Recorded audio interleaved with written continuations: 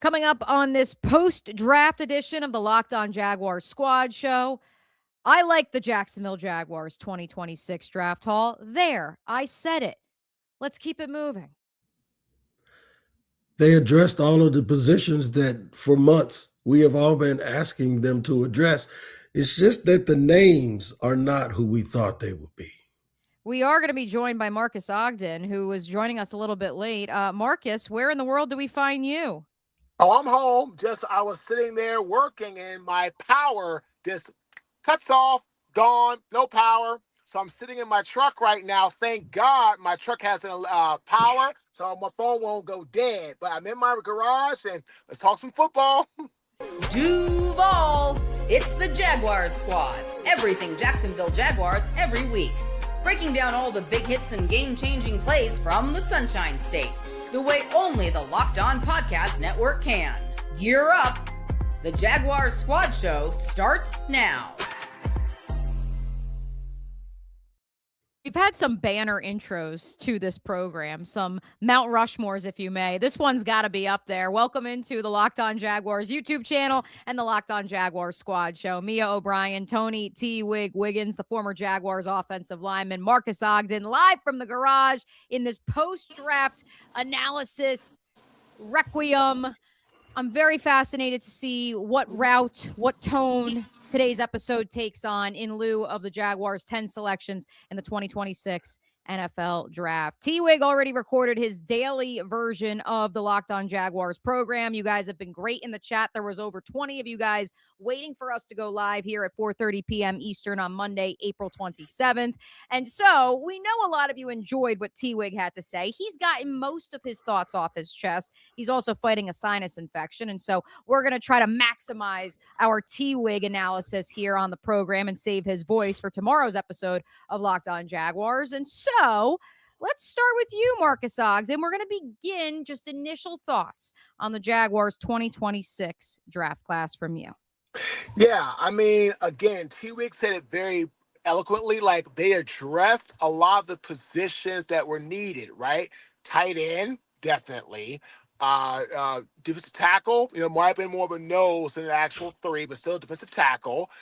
Edge, got a safety, got some wide receivers. I was very, very impressed with getting the guard out of Oregon in the third round. I thought that was a nice pick. He was a consistent All-American. I was like, wow, third round. He must have fell. I mean, he was like 6'6" guard. I like what I saw in the combine. So I thought that was a really good pickup.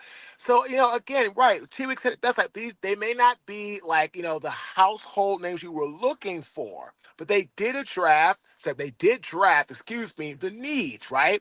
Tight end, defensive tackle, edge, guard, guard. I would like to send this. They did get a tackle as well. They got, receivers, safety. linebackers. So, they got some guys that could really, again, be very beneficial in adding some depth to this football team, depending on how they do in training camp. So I thought they addressed the needs of the team very well within the draft class. All right, T-Wig, one more 30,000-foot question for you before we dive into the Jaguars' second round selection, the first selection they made in the 2026 NFL draft class in Nate Borkercher out of Texas A&M. Our friend Scribbles is not agreeing with the sentiment that the Jaguars did what they had to do. He says, even if you have your own board, what advantage do you get taking players 2 to 3 rounds ahead of where they are projected to go? OG, I'm going to turn to you on this one. I think in answering it, you're going to end up doing an abbreviated version of the daily program today, which I'm all the way here for. So your initial thoughts, Tony Wiggins, on the Jaguars draft haul. The projection. Just look up the definition of it. Nobody says that that's where they were going. So here's the thing that I want to tell people about. When folks say you could have got them 2 rounds later, you do know that 3 tight ends were taken within 13 picks of them. One by the Bears, who took a tight end in the first round last year and took a tight end in the second round the year before that.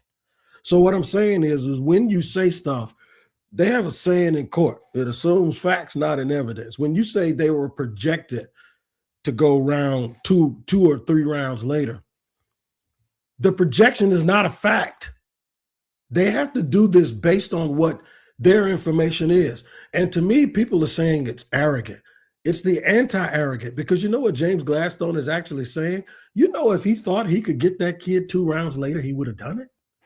Do you know what he's saying? I'm not the only one that sees this. Somebody else does, and I'm going to take him before they do. So that's actually the opposite of being arrogant. I'm the smartest guy in the room. I see things that other people don't see. No, picking him at 56 saying you seeing things that you think other people do see. Come on. Come on, y'all. The projections is based on this consensus board. It's like a whole bunch of people that work for credible agencies that make the consensus board. So that we're not groupthink. They come up with the board. Like, we're going to all put a board together so it's not groupthink. And then it turns into groupthink, because the second somebody doesn't do it, everybody gets mad at them. I think sometimes in these social media taught conversations that we have, we lack nuance. Put the calculator down and learn what 9 times 8 is. Learn what the square root is of 144. Let's have real conversations that matter. The consensus of 20 outlets does not matter more than the consensus of 50 people in your building that have been doing this year-round scouting, that know what your manifesto is, to say the least, what your DNA is, that have your analytics department behind them. And y'all come together. Y'all keep watching the show. You watch the vault every time. They come together and they work in there for 20 hours a day, and they come up with this list, and then somebody says they should have listened to 20 people that don't even work in the building. I'm just saying, that's not real. My mock draft that I did on Locked On NFL and Locked On for this network is the best that I could do to decide who they were going to pick. Not only them, 32 teams. So you mean to tell me I know more about 32 whole teams, and I ain't spent one day talking to their high school coach or their guidance counselor? I ain't spent one day at a combine. It is me guessing what they will do. So when they do something else, the only thing I can say is, dang it, I was wrong, because I sat here and I talked about Oscar Dell, and me and Marcus went back and forth saying, I don't think they're going to take a tight end. And I'll say, how many times you heard me say this? Don't worry about where they take them. Just worry about what they end up with. That just might be what they pass first because of the groupings and the tiers. If they had taken Pregnon at 56 and this kid at 81, not a peep. Nope. So everybody's sitting there talking all that. Well, you could have waited, or how do you know you could have waited? And the Bears got a first and a second round tight end and they took one. Yep. You don't know that. You don't know that. I am happy to report, T-Wig, since you asked me before we came on the air, our good friend Hef, our offensive line guru, besides one Marques Ogden, is here. He was late, and he says, which of course was according to Pete Prisco, our friend over at CBS Sports, the Houston Texans were interested in Nate Borkercher. They would not have taken Michigan's Marlon Klein if Borkercher a blocking tight end. And you know what? Another blocking tight end, and they paying Dalton Schultz about $12 million a year. I told you, if you don't take who you like, you're going to have to play against them. They took the guys that they wanted. I just want to note this, too. And, Marcus, I'd love to get your take on it before we look into the tight end discourse in particular as it pertains to the Jaguars, but also the league as a whole. Lance Zierlein, NFL.com, tweeted out the following earlier today. I've seen a lot of talk about consensus boards in the draft this year. I can tell you I had multiple conversations after day 2 and then again after the draft was over with teams who thought it was the Wild West this year. I think one of the things that is happening is that there are players going back to college now because the money's available that would have gone the 2nd through the 4th round. With all of those players now out of the draft pool, there is an extreme variance that is developing. An addendum to this tweet, an hour after I sent this, I found out that one team, sorry T-Wig, one team, not 6, one team had a grand total of 34 total first and second round grades in this draft. 64 draft picks over the first 2 rounds, and this team had just 34 grades that fit inside those rounds. That speaks to this draft specifically. And of course, the Big Cats did not make a pick until pick 56, Marcus. The Houston Texans, independent of the trade up for Caden McDonald to the top of the 2nd round, were armed with a late 1st round pick and the 38th overall pick, virtue of the Laramie Tunsil trade. And then you couple that with this discourse I heard on the Athletic Football Show about the Cleveland Browns and that the Jaguars gave up their first round pick that eventually became Casey Concepcion in this year's class to Cleveland. And so Cleveland making 4 draft picks before the Jaguars were ever on the clock. And that is where I appreciate the pre-draft conversation with James Gladstone, in which he said, look, we've identified guys who are going to fit our system.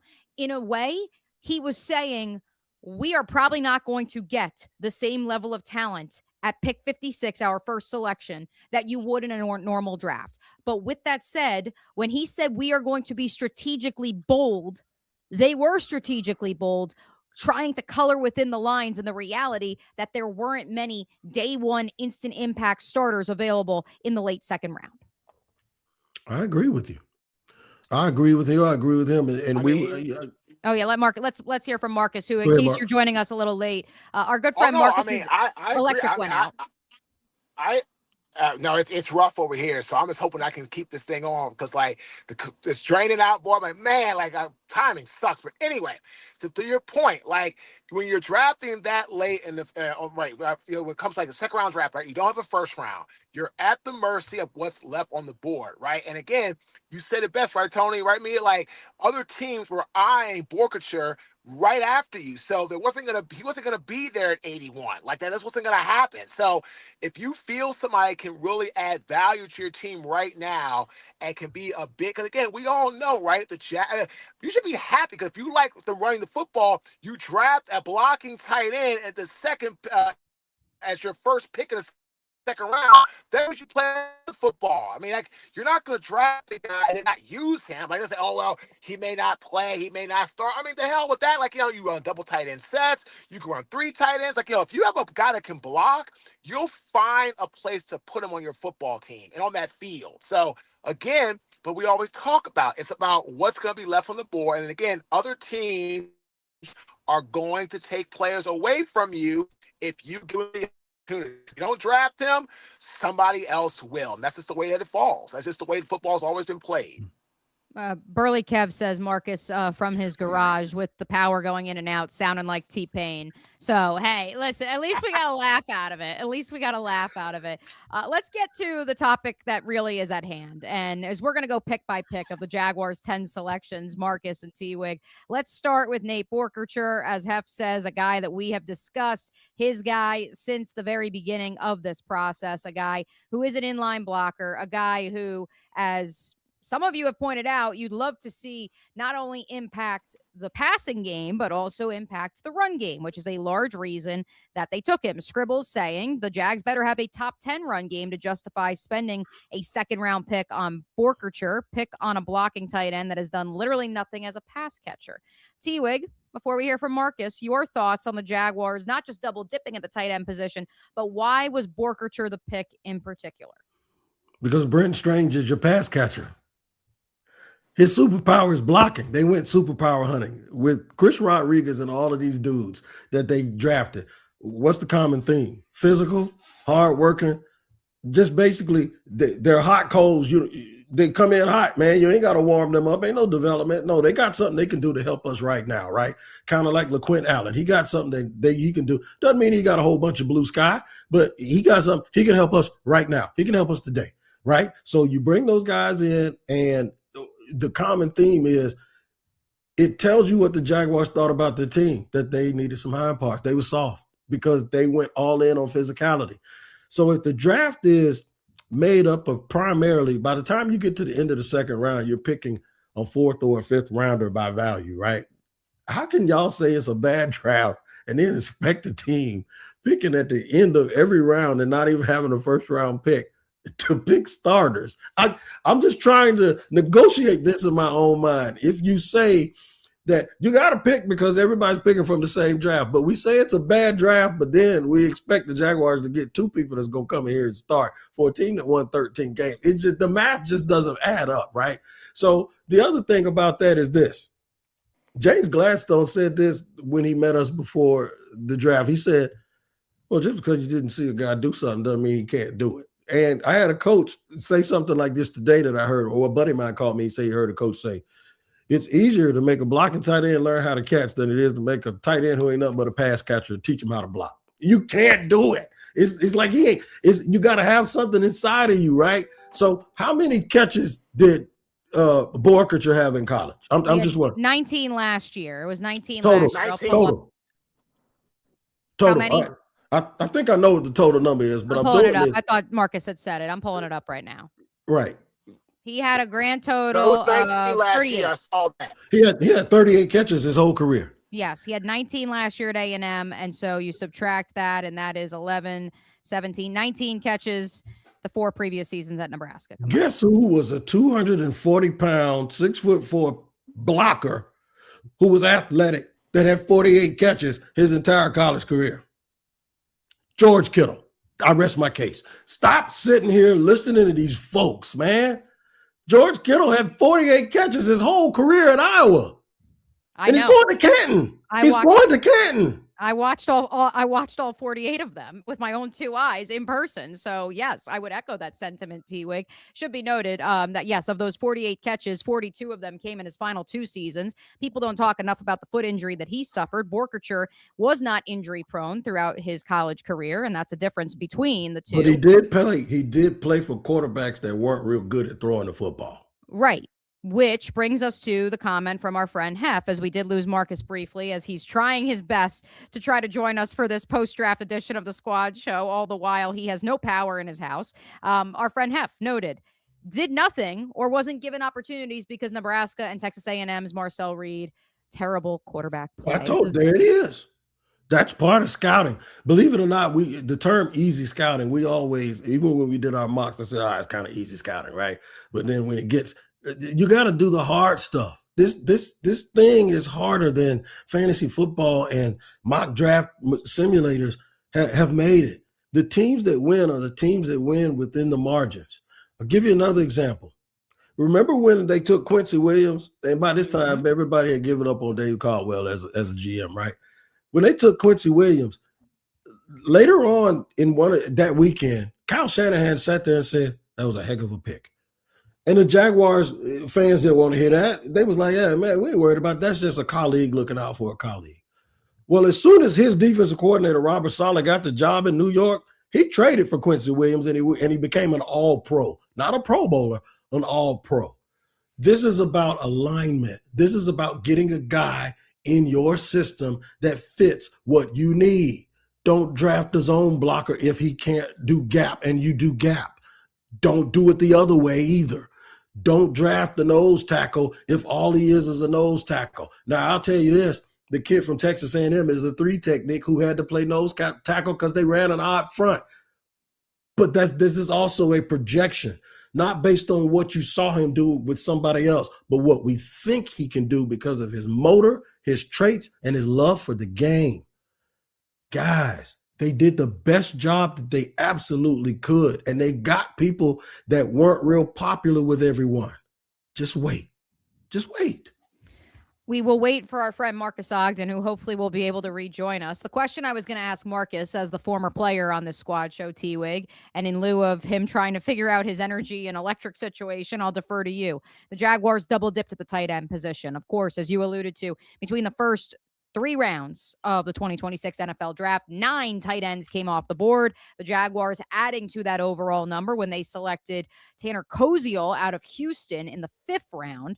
And so I ask you this. He is not a blocker, at the very least, in terms of what his superpower is. Coming out of Houston, of course, spent the first 4 years of his career at Ball State. But as you alluded to, as a coach told you, it's easier to teach a blocker how to catch the football than it is to teach a tight end who has the most catches outside of Harold Fannin Jr. of any college tight end in the last 5 to 10 years. And so you tell me, where does Kosiel fit into this ecosystem, and can he be taught how to block? Well, yeah, and let me get to this. Somebody just said he won't turn out to be Kittle. I didn't say that for him to turn out to be Kittle. I said it to people looking at production, saying why you can't take a guy because his stats don't add up. Now, to Kosiel, his stats actually do add up, but he was still sitting there in the 6th round. Why all those other teams didn't take him in since his stats are so good? Because it's not just about that. So where he fits, when someone says, well, we could have taken this guy instead of the guy that we took, Borkercher, But the person that you mentioned is a move tight end. That's who you need to be comparing Kosiel to. You didn't take this dude in lieu of not taking another pass catcher, because if you do that, you don't fix your blocking. You took him because you want to be physical, and because catching, he can catch. You can tell he can catch. They just didn't throw it to him. They were too busy throwing to KC Concepcion and Reed running the ball. So my thing is he's a good football player. He will do more for the Jaguars. Like they say, Trayvon got 6 sacks in 4 years. Well, he got 10 in 1 year here and then 11 in another one. That doesn't mean anything, man. It's about what the guy does when he comes here. The tight end was one of the deepest things in the draft, where people thought you could get quality starters, and we said that the strength of the tight ends was the draft, but they were also in tiers.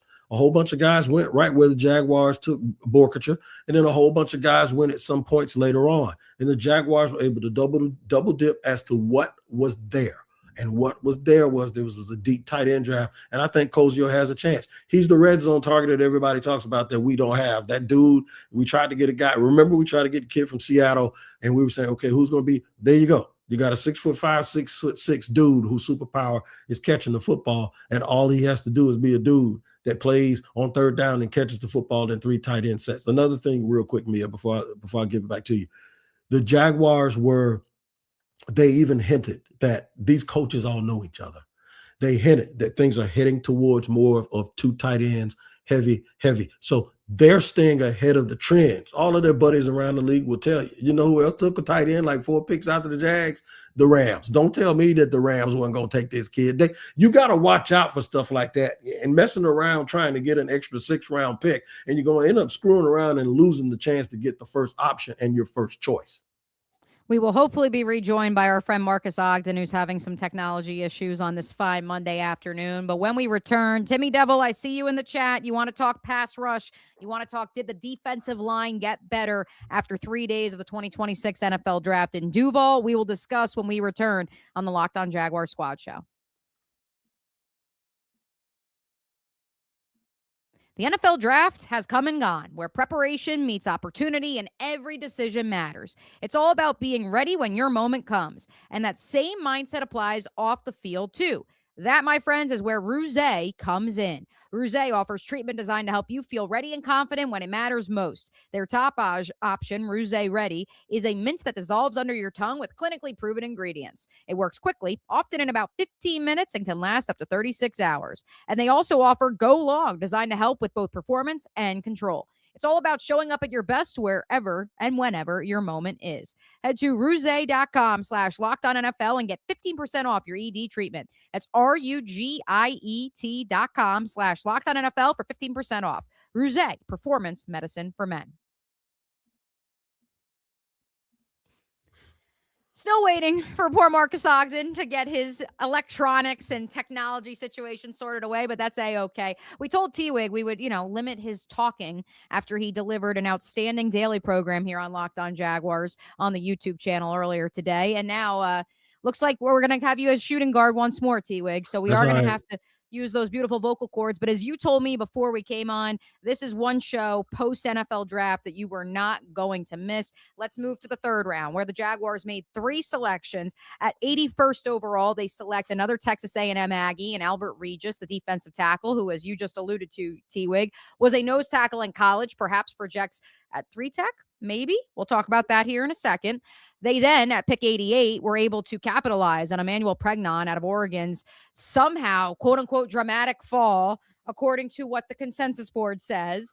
Someone who was projected after being a consensus All-American on the interior of that Oregon offensive line, projected as a 2nd-round pick, fell to pick 88, and the Jaguars snatched him up. And then finally, with the final pick of the 3rd round, the Jaguars selected Jalen Husky, the Bowling Green turned Maryland safety, who, in my opinion, in terms of the dog, and this isn't even just my opinion. You heard Anthony Campanelli say it in some of the videos that have been released on the Jaguars social channel. The defensive coaching staff and the defense coordinator saying he's Husky, right? That means he's got that dog in him. He is the talker that the Jaguars have sought to add opposite Jarian Jones in that secondary, that extra firepower and juice that maybe outside of Deuce they've been missing over the last few years. Yep. plays like his feet are on fire, and that's exactly what you want. I said that they needed to address the safety position and get safety number 5 since Dewey Wingard was let go. And the way that you do it is you get a dude that's fast, that's energetic, and that understands assignment football, who can also play special teams. This is the juice that they want. I'm now thinking that that's probably who Camp was talking about on that first video that they put out, and James was like, "Oh, don't worry about it, man. We're gonna get it. We're gonna get." I think this was probably the one, right? So I like that addition on the back end, because if you look at it, they keep 5 safeties and they really only had 4. Also, when it comes to, that's where we kept talking about Keontae Scott instead of being a slot moving to safety.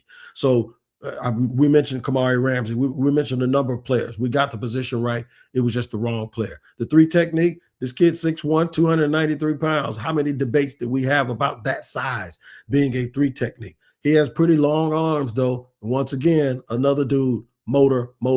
And I can guarantee you, Mike Elko, who's the defensive line coach, co-signed that. I think Mike Elko probably also co-signed for Wally Williams, because he was at Duke when he was there. And the coach that left Texas A&M with Mike Elko to go to Duke to coach ends, well, he's with the Ravens now as their outside linebackers coach. But last year, where he was right there coaching that kid at Duke still. So I think you get a lot of what they call cross-reference scouting here, where you find somebody that you like, you trust their words, and you depend on them, and you use that to help. The same thing they did with Ransall, with John Summerall, they tapped into that.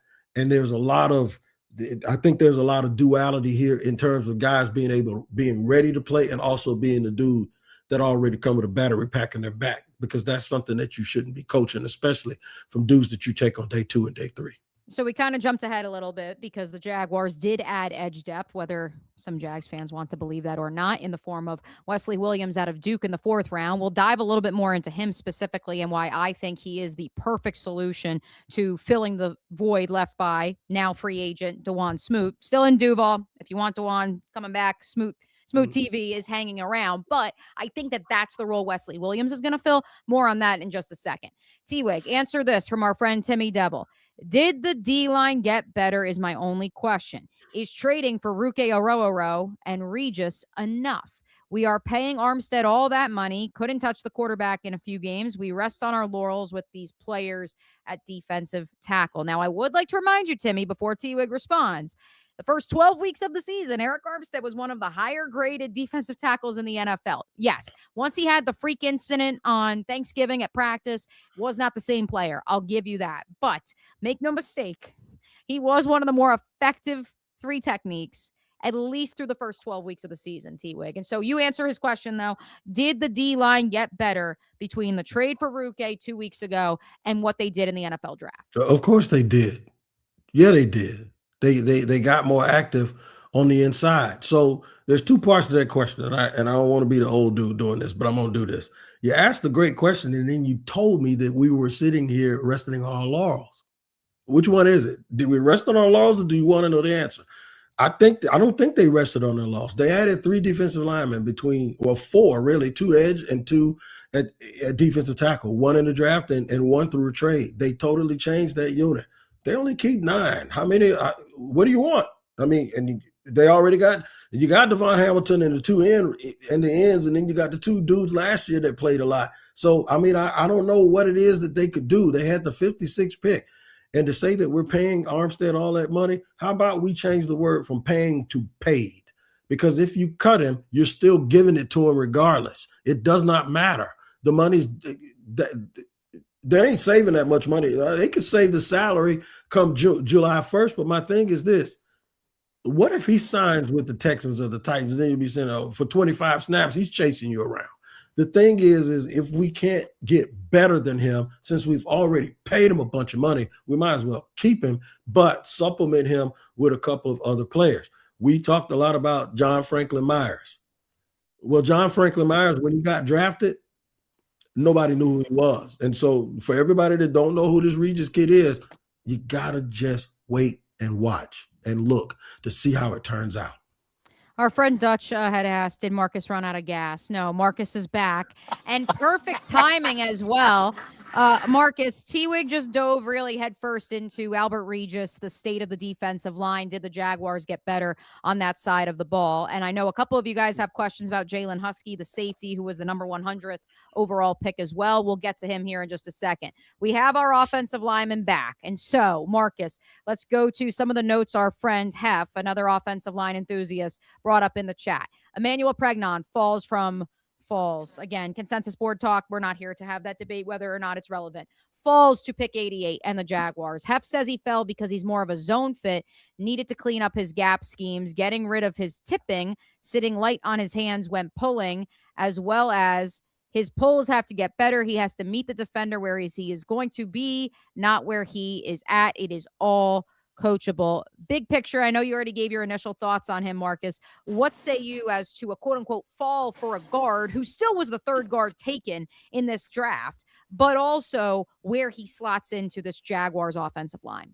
So basically, I feel he'll compete to be a swing guard as far as right and left, which is all it's going to be. But I feel he'll probably push to start at that left guard position when Ezra Cleveland leaves. Again, have great assessment. I did watch a little bit of film on him. He does have a little bit of trouble giving away tendencies, right? He does get light in the stance on pulls. He does need to get a little bit more aggressive as far as understanding like the angles of where he's pulling, right? So you got to go to where guys are going to be, not what they are. 100% correct. Be more forward thinking. I do like the fact though he is he graded out. I think it was like almost like 88 or 90% in the run blocking game coming out of college. So again, some physicality is there, but again, I really do believe with the right coaching and the right scheme, he will be a very good guard in the National Football League. Again, he reminds me a lot of Vince Manawat. When we drafted Vince was a little bit light with some of the technique things. He needed to kind of clean that up, and he did a really nice job. And again, it's fine. This was a third rounder, right, guys? Vince ended up beating out Jamar Nesbitt, a proven veteran, at that left guard position. Now, I'm not saying that he's going to do that with Cleveland. What I'm saying is give him a little bit of time. And again, he was an All-American in college, so one of the best coming out of college. And again, with great coaching and the right scheme, he can fit very well. So I do like that the Jaguars did pick in their first 3 picks, 2 out of 3 picks, run guys, like run blocking tight end, and then an offensive lineman. And have Wigg 100% right. It's so much easier to teach a tight end how to catch and run routes than it is to block. Because if you don't have it to block, I can't teach you grit. I can't teach you nasties. I can't teach you how to finish people. But I can teach you how to run a route. I can teach you how to place your hands differently. I can teach you how to look at the different zones and schemes, stuff like that. Like I can truly appreciate that. And I can really say, hey, this is going to be better. Let's go. So the point I'm making, ladies and gentlemen, is and T-Wig is 100% correct. Be patient, right? Let's see what these guys can do. Don't get caught up in the hype of like, oh, this, that. We don't know their names, stuff like that. See what they do in camp and give them some time. They're all rookies. So they will get better. And then people have to understand when you hear the Jaguars talk, if you really listen to what they say, they'll tell you, we like this guy. Okay, these are the guys that are ready to play now. These are the guys with superstar. These guys, they have great traits and they need refinement. The word refinement is what it is. They got to get coached up, man. But you can't teach 6'6", 320. But nope. You coach them up. You coach them up. You got to coach them up. That's just what it is. If Kurt Signetti didn't teach us anything, it's that all the norms that you have known in football, sometimes people break those norms, like James Gladstone has done with the way that they look at the draft. And the hardest thing to get people to understand is usually when something great happens, and I'm not saying that that's what's going to happen here, but usually when something great happens, at some point they did something to break the mold. Jimmy Johnson did it when he took all those little itty-bitty fast players and ran a simple offense and a simple defense. Oh, no, we ain't going to fool nobody. We just going to get better players than you are and coach the hell out of them. And you're going to know it's coming and you ain't going to be able to stop it. Teams that are able to do that once their talent level goes up and once their alignment is in place are the teams that win. when you break the norm. Kurt Signetti said this. He said, we don't we coach about an hour and a half. We practice about an hour and a half. We ain't in there all day. Nah, we don't do that. And people were like, Urban couldn't believe it because Urban believes in driving people into the ground. But then the dude goes out there and wins. Ain't no way you gonna beat no SEC team or no team built the way that they built with a bunch of 3-star dudes from James Madison. Okay, we won't. What happened? That's all I'm gonna tell you. That's right. Simple as that. And that first team to go undefeated since like 1896 when Yale did it, something like that. 1895, 1896, something crazy like that, right? But again, everybody, at the end of the day, T-Wick, you said it best. So you right, Mia. These players are going to come into this team and they're going to fit the scheme, right? And they're going to fit the schematics. And at the end of the day, that's what it's all about. These guys are going to come in here. It's about their D-tackle, Albert Reese, right? I looked him up. Like, he has some real potential, right? They say, oh, he can't rush the passer. Well, you know what? They used to say that about a lot of guys who end up being really great passers. Again, all you got to do, get a guy in a little bit of shape, right? Teach him some pass rush moves. Again, it's easier to teach a guy pass rush moves than it is to teach a guy to be stout against the run and stop the run, because that takes heart. That takes power. That takes, I'm just going to anchor in the ground, not get driven back. You can teach a guy great pass rush moves with the right coach. I mean, Jim Washburn, who was in Nashville with the Titans, right? He said, I don't care what you learn in college, because I'm going to teach you what I want to teach you, how I want to teach you. And that's why he had guys like Tony Brown, who was like, oh, why you draft this guy? He's not a great player. Yeah, he's just a one-dimensional player. By the time Tony Brown was playing one of the better pass rushing 3 techniques in the NFL under Jim Washburn. Great coaches can make great players as long as the players have the right attitude and have the right ability to show up every day and work. If they do that, they can be taught how to be great. Let's hang on that pass rush thought for just a second, Marcus. When we return, we will look to day 3 of the Jaguars draft haul. Wesley Williams out of Duke. Can he have an instant impact in the pass rush for the Jacksonville Jaguars? That's coming up next here on the Locked On Jaguars Squad Show. Workplace chaos, deadlines stacking up, inbox overflowing, and the one position you have to fill still sitting open. When the pressure's on and you need the right hire, that's a job for Indeed sponsored jobs. Indeed helps you reach the people who actually fit what you're looking for. Skills, experience, location. So you're not just hoping the right candidate stumbles across your post. And here's a stat that says it all. In the 30 seconds or so I've been talking to you, companies like yours made 27 hires on Indeed, according to Indeed data, worldwide. So if you're hiring, spend less time searching and more time interviewing candidates who actually check all your boxes with Indeed sponsored jobs. And listeners of this show will get a $75 sponsored job credit to help get your job the premium status it deserves at Indeed.com/podcast. Just go to Indeed.com/podcast right now and support our show by saying you heard about Indeed on this podcast. Indeed.com/podcast. Terms and conditions apply. Need to hire? That's a job for Indeed sponsored jobs.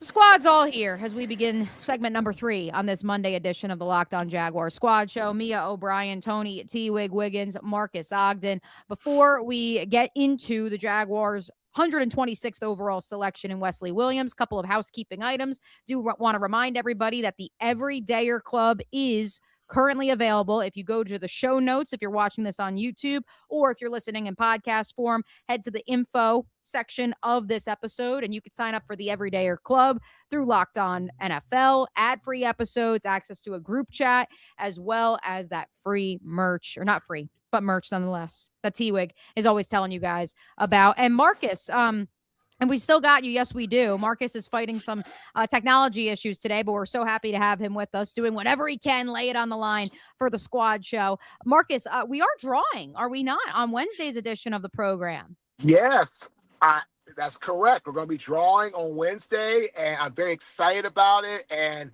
again, we've had about 11 or 12 people have now subscribed, and we're getting great guys like Keith Savage, Maximilian S., who are like everydayers, Josh Ford, who Tony Wigg, he knows you very well. He's down in the area of Orlando, St. Augustine. Talks about you at the barbershop, so he's known you for years. Josh is now one of our clients on the my company brand. So, man, yeah, everydayers, man, we love y'all. Keep supporting us. Keep coming in. We're going to draw on Wednesday for this awesome opportunity to win a $250 gift card just for subscribing, 5-star rating, and give us a 5-star review for our other podcast, Get Authentic with Marques Ogden.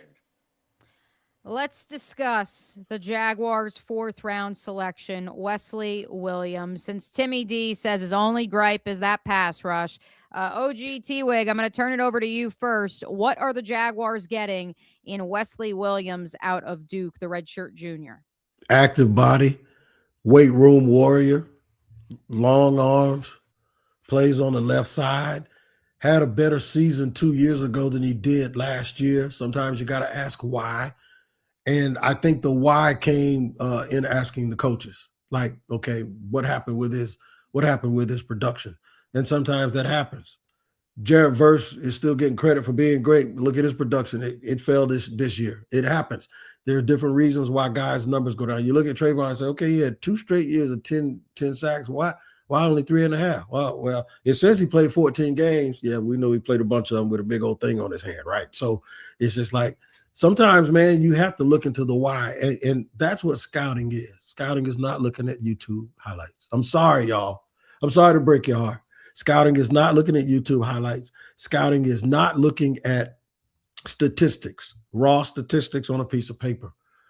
They do deep dives because the game is about the margins. And I keep saying this, man, they were losing. They were winning against Buffalo with 1.5 minutes to go.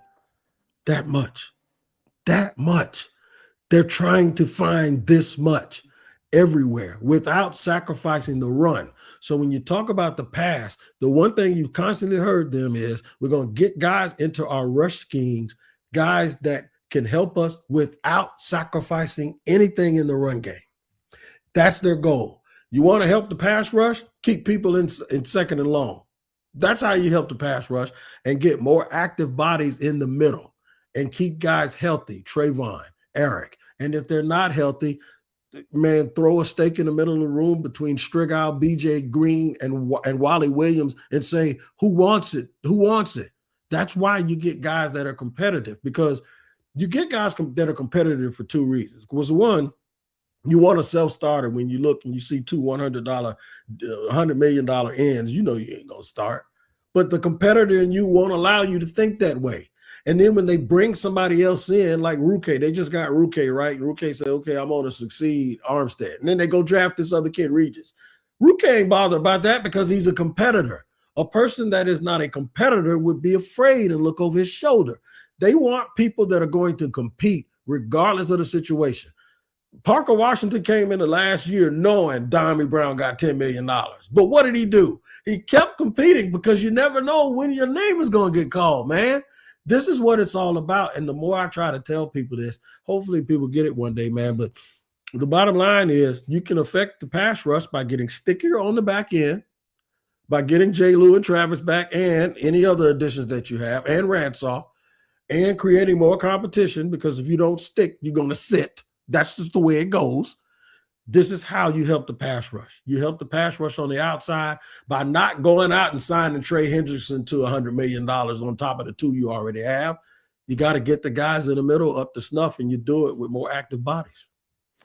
Marcus, I've made the comp for Wesley Williams, the Jaguars' 4th round pick, to Dawon Smoot, of course, the longtime Jaguar who returned after a 1-year stop in Buffalo last year. I do want to look at both of their measurements, but then also in terms of maybe where the Jaguars could have upgraded. And I love Smoot more than the next guy. He is one of the most outstanding human beings in that locker room. He was asked to play out of position this year because of that lack of depth at the interior. But Wesley Williams checking in at the combine at 6'3", 3 1/4 inches in height, 256 pounds, 31 7/8 inches arms for his arms, 9.5-inch hands. Dawon Smoot, 9 1/4 inch arms, by the way, 6'3", 1 1/8 inch, so about 2/8 of an inch smaller than Williams, 264, a little bit bigger. As we know, Smoot was asked to play multiple positions during his first 3 seasons in the league, 33 1/4 inch arms, and so slightly less than Williams. Williams projects with his white hot motor, Marcus, as a base end. And that's where I look at it as this is not someone who's going to be on the field every single down. Sure, most fourth round picks aren't, but he is, even if he's not there yet, he is that bigger body that could come in if Trayvon Walker's to go inside, correct me if I'm wrong, and then you don't just have your speedball of BJ Green or Danny Strigow coming off the edge. You have a guy who still has room in his frame to bulk up even more.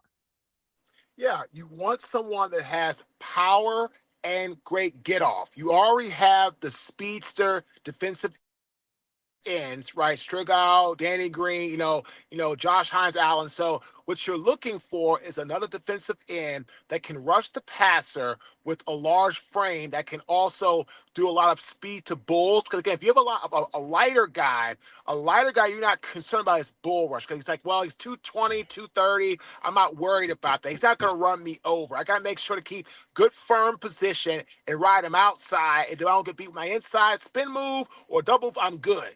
But a good power rusher, it's kind of like I was saying, like T-Wig, it reminds me of Kyle Vanden Bosch, right? Kyle was extremely physical, probably about 260, 265, and would run down the middle of you if you were out of position. So that's sometimes what you need. You need a defensive end where the tackle feels, if I take the wrong set, I could get bull rush and run over. What happens is they're going to run straight over you into the quarterback, and if they don't get to the quarterback, right, T-Wig and Mia, it makes the quarterback step up, it spooks the quarterback, gets them out of their rhythm, and then that's when interceptions happen the most.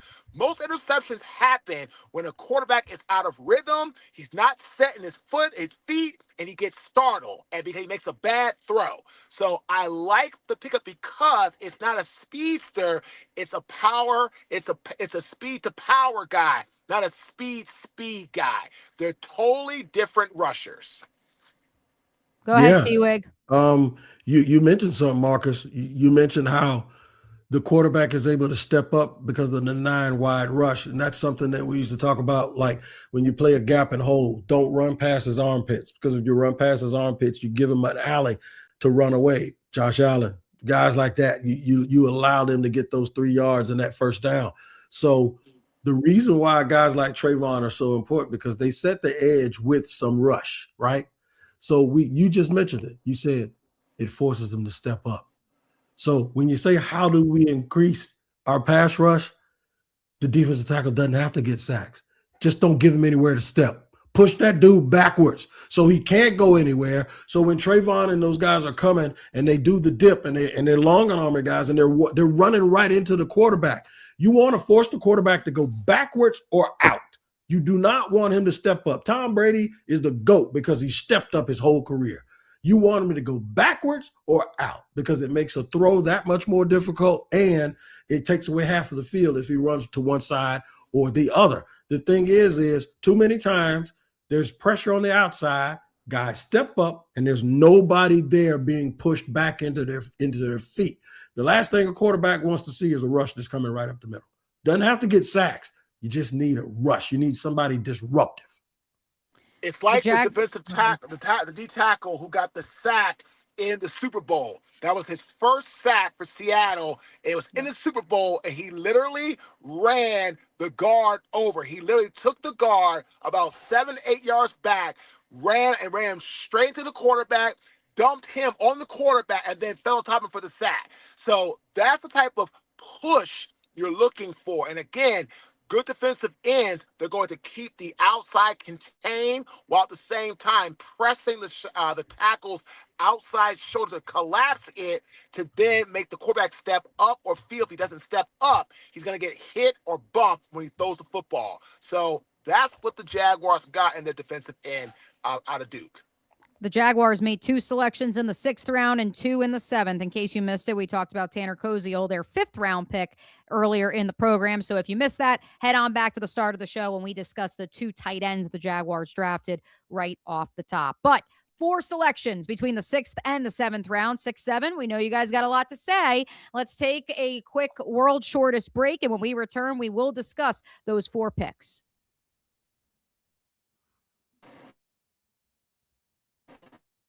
And we're back here on the Locked On Jaguar Squad Show. Appreciate all the everydayers hanging out with us. Appreciate the everydayers in the chat, making sure everybody's dropping a like, everybody's dropping a subscription to the Locked On Jaguars YouTube channel or wherever you are listening to this podcast.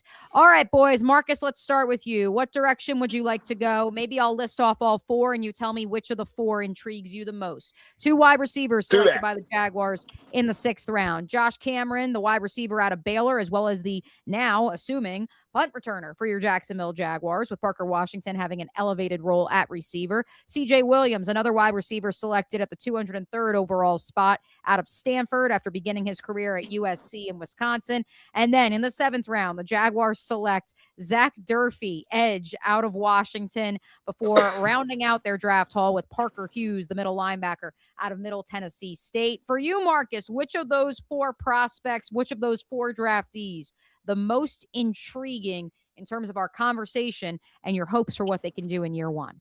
I would love to see their last pick, the linebacker. I really like how physical he is. I did get a chance to look at some of his tape, and he's a very physical, very aggressive player. And again, in Campanelli's scheme, it's all about being an aggressive, finding the football and coming downhill. And that's exactly what he is. Now, of course, he's going to be raw. He's going to have to, again, get coached, be refined, go through the process. He'll have to work his way up, special teams, all this type of stuff, which is totally normal. But I do like the fact that he's aggressive and he does fly downhill with some speed and some aggressiveness as a whole. And you can't teach that, right? You can't teach a guy who's going to put his nose in there and stick his nose in there if he's not going to want to do it on his own. So I like that pick. I think with the right coaching, with the right, type of, development and refinement, he can be a very good player for the Jaguars in the future. He won't make a lot of contributions this year, but on special teams, I think he can. But on the field, as far as on the defense, I give him a year or 2 of like learning and being refined. I feel he could be a great addition for the team going forward. Hey, 4.4 speed, that in the 40-yard dash would have ranked number 1 among all linebackers at the NFL Combine if Parker Hughes had been invited. Parker Hughes with 100 tackles in his final season at Middle Tennessee State, including 3 for loss and 2 interceptions. I do want to recite, T-Wig, before I hear which was your favorite pick between the 6th and 7th round. I do want to recite a tweet that I sent out earlier this weekend with regards to that linebacker position that so many, and I see the Anthony Hill defenders in the chat. I know you wanted the Jaguars to address it earlier. Here's the reality. From 2018 to the present, the Los Angeles Rams, here is a brief history of their off-ball middle linebackers. Corey Littleton, an undrafted free agent. Troy Reeder, an undrafted free agent. Kenny Young, they traded a 5th to get him. Ernest Jones, 106th overall pick, 3rd round comp pick, the outlier.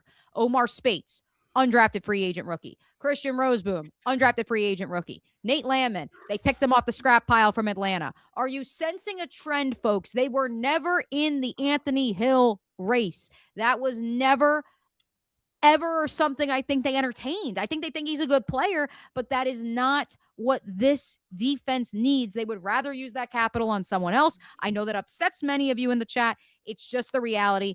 Parker Hughes is exactly the type of linebacker that James Gladstone drafted in LA. And because the expectation, T-Wig, is that pressure comes from a variety of different spots on the field for this defense, you don't need your replacement for Devin Lloyd to be the de facto source of pass rush. Yeah, I'm glad you said that, because everyone that asked that question, I've been asked it several times. What are they going to do to replace Devin Lloyd? I say maybe they won't. Maybe they won't. Maybe they won't. And you can't manufacture it. Now, if there was a guy that they really, really like, and he was similar to Devin Lloyd and they took him, then cool. But that's not what they did. And we have to understand, this says a lot about Jack Kaiser. This says a lot about Ventrell Miller. And it also says a lot about there are guys around the league that run this offense that run this defense that might have an extra guy in training camp. That might be your linebackers version of Cole Van Lanner. This is just the way that it works, man. Some teams emphasize certain things. They just don't. It looks like they're never going to spend a whole bunch of money on running backs. They're never going to spend a whole bunch of money on linebackers. It just looks like that's the way it is.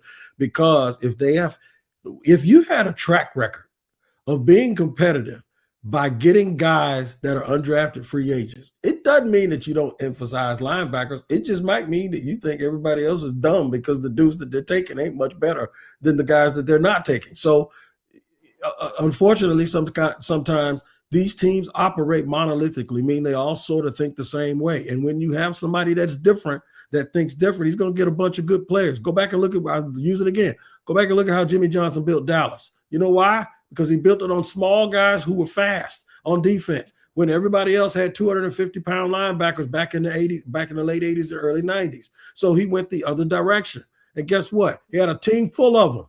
The only people who weren't fast was his wide receiver, his tight end, and his running back. The linemen were all big and fast, relatively speaking. The whole defense was big and fast. Emmett was slow. Michael Irvin was slow. Novacek was slow. They didn't have to be fast. Everybody else was.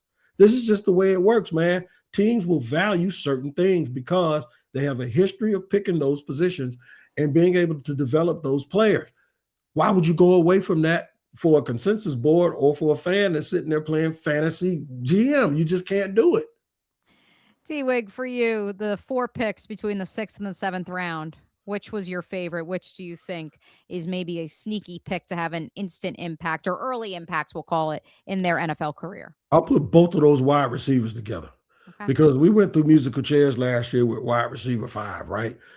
That's a very, very important position because this team runs 3. And then if somebody goes down, that dude has to play in a pinch. Now, last year they got very fortunate that they had people on the practice squad that were able to come up and catch some passes when they need it. But this gives you another guy in development. I hope BTJ gets it together. If he doesn't, and then somebody else gets hurt, now you're into your depth and you don't have to go out and add someone. You're adding a dude who his entire football life has been counted out. He's got a chip on his shoulder. And you'll be able to bring them in. Let them compete with each other, too. That's a beautiful thing. Chai says the receiver who is built like a running back looks dangerous. That would be Josh Cameron, who 48 Boots says Cameron is the most unique skill player profile on this team, not named Travis Hunter. Marcus, you tell us those 2 wide receivers in particular for you in terms of where this offense evolves. We've spent a lot of time talking about the tight end and the evolution of this run game, but those 2 wide receivers, why do they fit, in your opinion, where this offense is headed? Because they fit by adding depth to a football team that has a MVP quarterback potential, who has an upside. They've got a lot of great veteran leadership at the position. Jacoby Myers, Parker Washington, Brian Thomas has that ability. But now you bring some young guys in that are fresh, hungry, and they're really ready to work. Now you have added more depth to the room. Because again, we all know this. In football, people get hurt. It's the way it is. Training camp, injuries, nicks.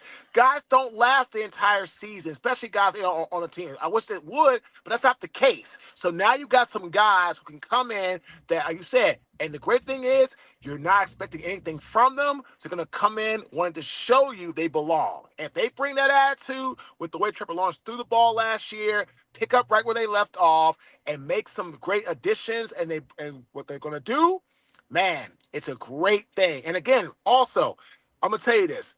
Playing in the National Football League is one of the hardest things to do, period. But I will say this. One of the easiest positions to find in the NFL is a linebacker. That's why you can draft them late or not draft them at all. Because, again, if you can get them into your system, if they're strong, fast, and they can learn and they can adjust, and they're physical, you can usually make a young player a very good linebacker where you don't have to draft them in the 2nd or 3rd round, pay them a lot of money. You want to draft positions that are harder. Wide receiver, right? Tackle, guard, right? Defensive end. Right? Those are the real premium positions. So, ladies and gentlemen, this is exactly what we've been talking about, right? The Jaguars got their premium positions, blocking tight end, Those are premium, defensive tackle, offensive line. That's what you want to draft early because it's usually harder to play and develop. So always remember that. It's just the way that it is. Let's get to some comments, some questions before we get out of here. Yes, to Mac and Cheese's point, he says we need a show on the undrafted free agents. We got at least 2 gems from there as well. We will reserve some time for Wednesday's program, Mac and Cheese, because to your point, to PJ's point, Jamari Taylor, the running back that they were able to sign an undrafted rookie free agency out of Virginia, is tough, is someone who many thought would be drafted. And I know Devin Marshall, lots of fans, the corner out of NC State from the Everydayers. So don't worry. We will discuss those undrafted free agents when we have a bit more time in Wednesday's program. Now, before we get out of here, I do want to look at some other big overarching thoughts before we turn our attention to more of the nitty gritty our next time we're here on the Squad Show. Paladin. Gladstone constantly mentions allowing for the scheme to evolve to help the pass rush. We have Ransaw, AJ, Jarian, Jordan Lewis, and now Husky, who can all play the nickel or third safety. T-Wig, does this mean more dime is in play? You got to get to it first. And the way you get to it is stopping the run and affecting the quarterback to create down and distance situations that force people to put 3 or 4 wide receivers on the field consistently. Marcus, last one for you. This is from Burley Kev, who says, who will start at running back, Bashal Tootin or Chris Rodriguez, knowing that the Jaguars, somewhat surprisingly for some here, did not draft a running back. They did sign Jamari Taylor as an undrafted free agent rookie, but they did not add a running back in the draft. Rodriguez, I think he is who they really wanted to put the money behind. They gave him about what I think it's like $6 or $7 million guaranteed. You know, like they want him to get on the field and be a major contributor. He's exactly the type of football player that you go out and get a second blocking tight end or a guard in the 3rd round to be able to run the football to keep the ball out of the opponent's hands. So I see Rodriguez as the starter, Tootin as coming in to give him relief. We're a little less than 48 hours removed from the 2026 NFL draft, but rest assured the conversation, the analysis of the Jaguars 2026 draft class will continue. Not just Wednesday's Squad Show, when we also will have our drawing for our monthly prize with one Marques Ogden, but of course with the daily program here on Locked On Jaguars with Tony T. Wiggins as well. Appreciate all the everydayers. Appreciate all you guys hanging out with us. We are live on Wednesday, 4:30 p.m. Eastern. More draft talk, more draft fallout next time we see you here on the Locked On Jaguars YouTube channel.